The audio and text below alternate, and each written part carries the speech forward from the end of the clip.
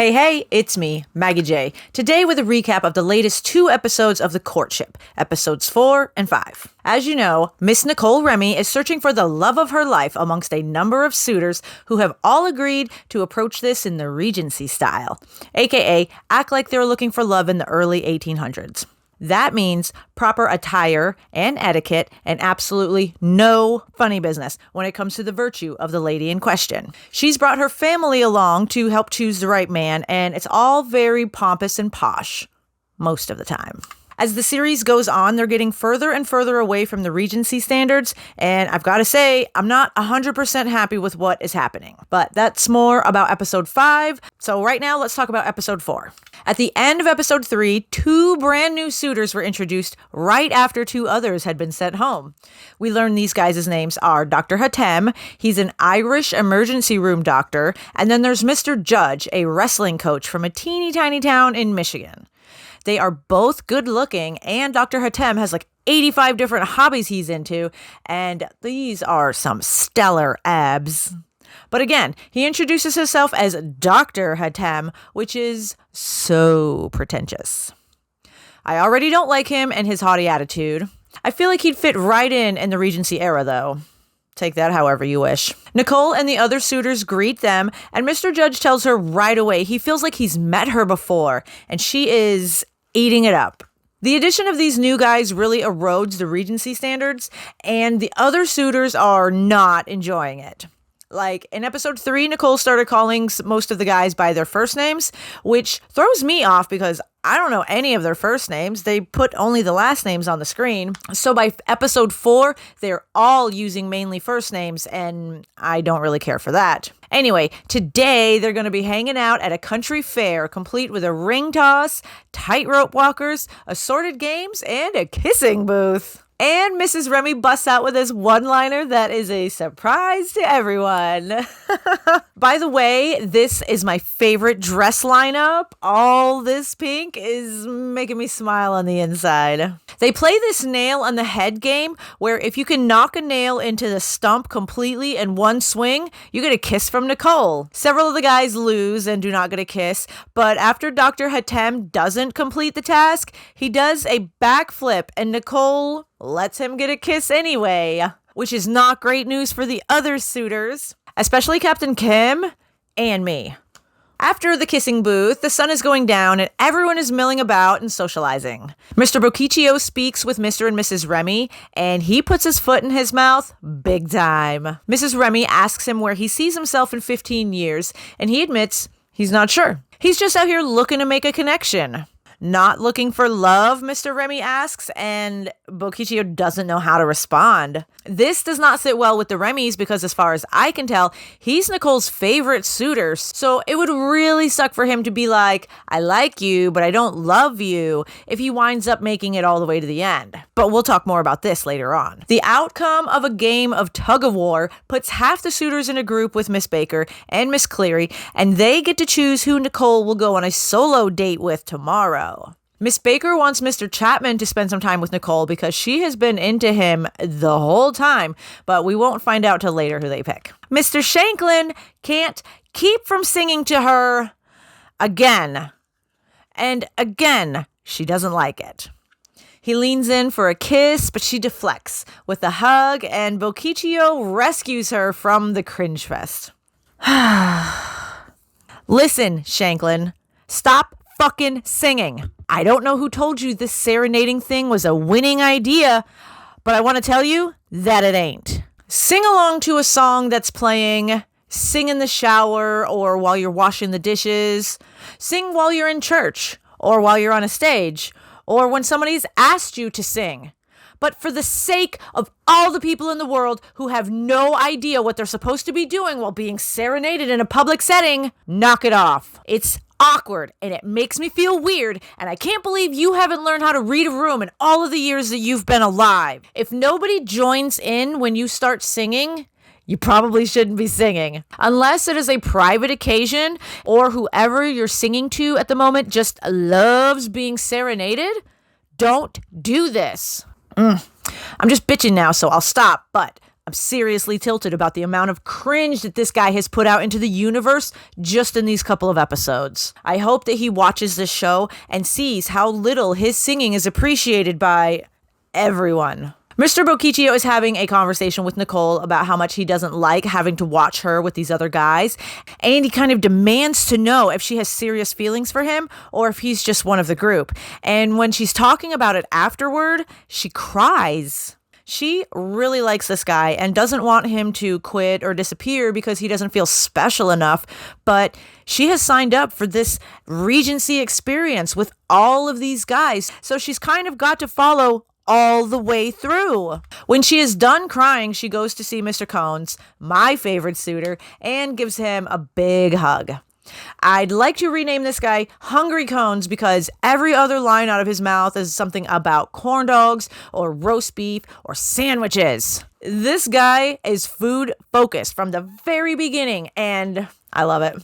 These two have not had so much solo time together, or at least that I have seen on screen, but they get into a pretty deep conversation about how comfortable he would be dating a black woman. I think that he's had a little bit too much wine to have this frank of a discussion because he gets like real rambly, but the gist is that he has dated black women before. He doesn't have an issue. Racists can fuck off, and he doesn't understand how those kind of people still exist. Plus, a lot of extra words and emotions and anti-racism sentiments just mixed all in there.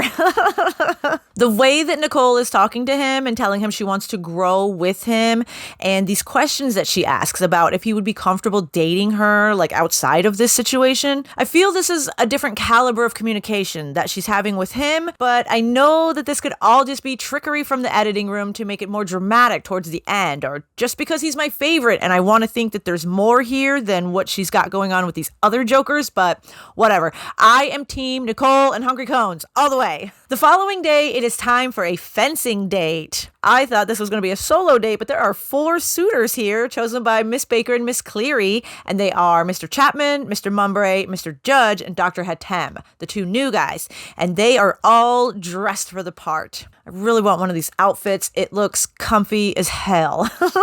There is a demonstration of some professional fencers that happens, and this chick is vicious. She teaches them all kinds of fencing stances and techniques, and Nicole takes turns talking with each of the guys one-on-one while the others go through their fencing paces. Here is where she learns Dr. Hatem has like 80 different hobbies and endeavors.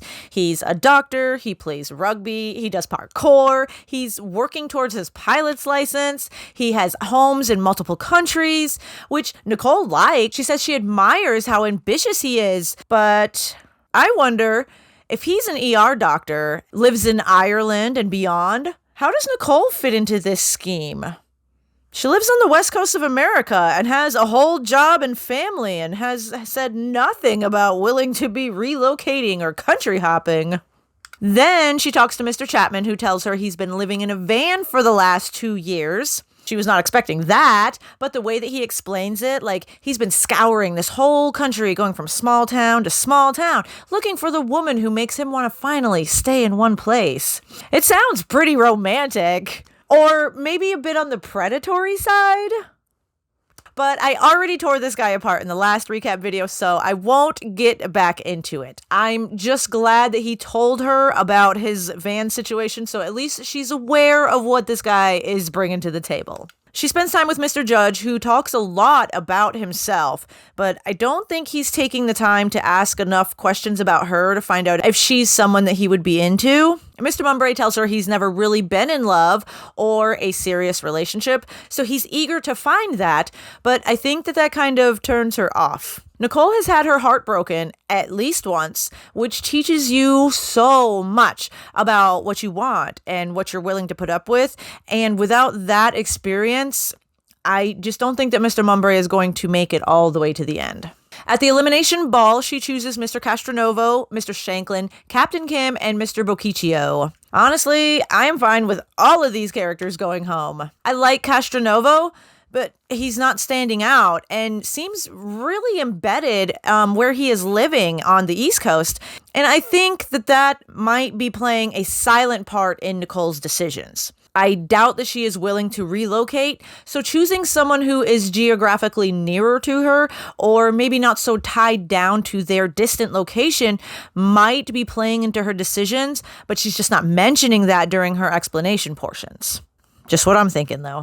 During the dances, Nicole's voiceover mentions Bocciccio showed a lot of insecurity this week, which makes her nervous, and I think also makes him kind of bossy and controlling. He demanded she tell him if she's truly interested. Not even potential MGTOW guy is being so overtly aggressive about making her prove herself to him. That makes me uncomfortable. Speaking of being demanding, after their dance, Captain Kim basically pulls the same card and insists Nicole tell him if she's actually into him or just keeping him around. She turns the tables and asks him, does he really want to be here? And he says he does, but her face tells me she is unconvinced by his words. She decides to keep him though, but this is his third time being at the bottom of the list of suitors. So how long can this really continue? Then it is time for Mr. Shanklin, who is convinced the song he sang at the fair is going to make her fall head over heels for him. He tells her letting him go would be a big mistake, which is just the icing on the you're going home cake, because she doesn't like having her judgment questioned. Then he tells her, I'll still love you no matter what decision you make, which makes everyone stop in their tracks. Her mind is even more made up than before. Your chariot awaits, she tells him. But he says he still loves her and will be watching from afar. Oh my God, you stalker! Go home! Find you a girl who wants you to sing to her all day. She is gonna love you for sure. She keeps Mr. Bocciccio, so ultimately it is Mr. Castronovo and Mr. Shanklin going home, which is fine with me.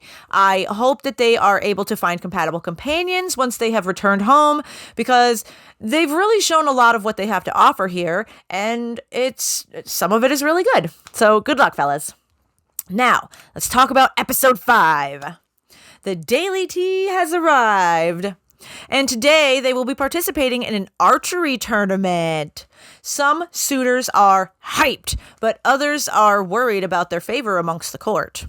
And there is a special guest being delivered by carriage. It is Nicole's older brother, Dominique. He is a bit skeptical of this whole process, but is more than willing to play along, especially when Mr. and Mrs. Remy leave for the day, so there's no parental influence over the archery tournament. Before he left, Mr. Remy and Dom sat down, and he told his son to pay special attention to Mr. Bocciccio, Mr. Judge, and Dr. Hatem, so he can report back what he thinks of these guys, and Dom does his job very well. He is not scared to ask the tough questions to these guys and picks up on some of the unsaid issues that I think should be addressed.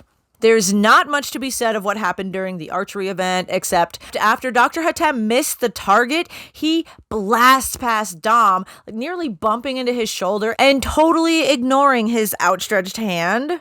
Dom does not seem to take this as a slight, but Nicole sure does. Later, when Dom sits down to speak with the doctor, he asks about his future plans, and Hatem says he wants to have his pilot license, have home bases in several countries, but can't say if or how Nicole fits into these plans yet. I understand his hesitation. He's literally met this woman 3 days ago, but even if you can't say that the woman who is going to be by your side is Nicole, you could at least describe what kind of a partner you would want to fill that role and how you would make sure her needs are met. It feels like he is not planning for a wife, but if a woman could just adjust and fit herself into his plans, he might let her.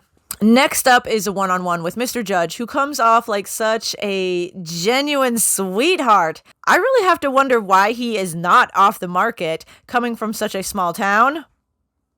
There is many reasons why he could be single, so I won't speculate until I have good reason to, but I do like him so far. Bocciccio steals Nicole away for a private chat, and I gotta admire his wherewithal, consistently scoring time with her so that he can tell her more of how he plans to treat her in the future. I don't feel they've discussed many deep or important issues, but I'm only aware of what's been shown to me. They may have had plenty of time to discuss if he's willing to relocate cross-country, or if his family is as important to him as it is to her. And the other suitors are working against him, letting Dom Dom know about some of the inappropriate actions taken by Mr. Boccaccio. When it comes time to sit down and speak with him, Dom asks about his future. Boccaccio says he is looking for a partner, but to find it in 2 months is unrealistic, which takes them both by surprise. Nicole actually looks hurt by this, and I get it. This is her number one guy, and he's basically saying this whole concept is ludicrous. And then he acts super surprised to find out Nicole is here searching for a husband. Why are you here, bro? Ugh. Bottom of my list immediately. So Dom gets to choose a number of suitors to invite to a family dinner. His choices include Mr. Judge, Dr. Hatem, Mr. Hunter, Captain Kim, and Mr. Holland. I'm glad to see him here. I'm sad that Dom didn't include Hungry Combs. I would have rather seen him here than Dr. Hatem, but okay.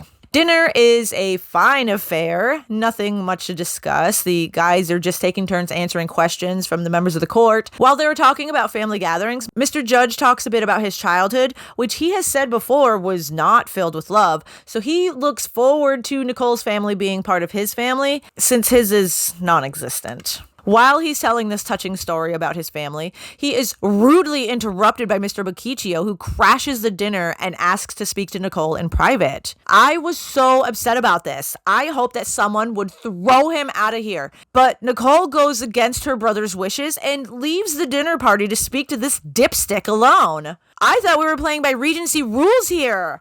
I'm as pissed as one of the suitors. In another room, Boccaccio tells her this touching story about his parents taking care of each other while they were sick, and that makes him a bit hesitant to fall in love. Like, he wants to know that it's worth someone who is going to take care of him in the bad times as well as the good, which is a wonderful sentiment.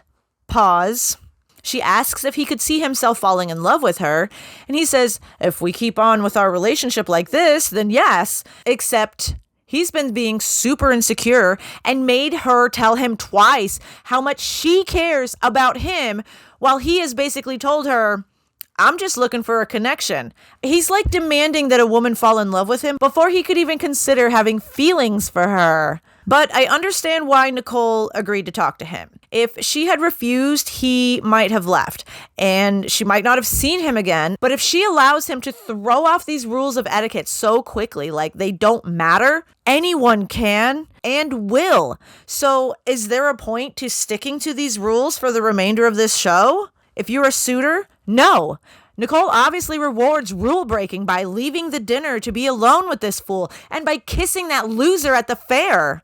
So the suitors should break more rules if they want to prove anything to her or want to get anything extra from her. Anyway, while she is away, the dinner party gets over, and I don't know why they made all the guests leave while she was gone, unless they really wanted to rub it in that Boccaccio stole her from this event and he stole their goodbyes from them. Nicole's siblings join her in the sitting room after dinner to discuss what happened. They are not plussed by their unexpected guest or her leaving with him because it left everyone in the dining room pissed off. Nicole looks sheepish for a moment, but then is like, but Danny B takes every opportunity to show me that he cares. And that's what she's looking for somebody who goes for what they want when they want.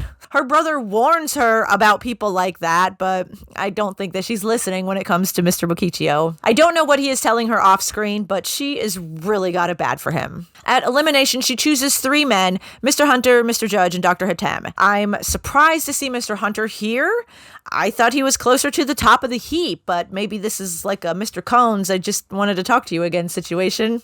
And for both of the new guys to be down here is surprising, but I think Mr. Judge is down here mainly so she can apologize to him for what happened at the dinner with his story getting interrupted and then she just not coming back. But he is safe, as is Mr. Hunter, leaving dumbass Dr. Hatem with his 4,000 extracurricular activities and no mention of having space in his plans for a future wife. And even if he did, I don't think Nicole is looking for a life where she lives in 3 different countries and is married to a doctor who spends all his free time flying between his multiple homes. So, bye. I definitely won't miss that guy. I think we've learned anybody who introduces themselves as Dr. So-and-so is a self-centered sap, and we should run away real quick. That is not a knock against doctors. Just a warning to be wary of people who need to put that kind of info out there unprompted. But that is the end of this episode. Things are getting a bit more tense between everyone here. Dom and Miss Baker are not happy about some of the suitors and how Nicole is handling them. The suitors are losing their patience with each other and the process because there's no punishment for rule breaking, and those doing as they agreed to do are being overshadowed by those who aren't, which in the long run might prove disastrous for those breaking the rules, but we can only wait and see. I'm making a list of all of the changes that I would suggest for season 2 of this show if they decide to carry on with it. Please leave a comment with your suggestion. And at the end of this, I'm going to put all of our notes together and send it off to the network, because that is how you make changes in TV land. Sending a letter in the mail. But that is all that I have to say about this. Thank you so much for watching. I hope the rest of your day will be wonderful and full of reasons for you to smile. Until next time, y'all stay safe out there.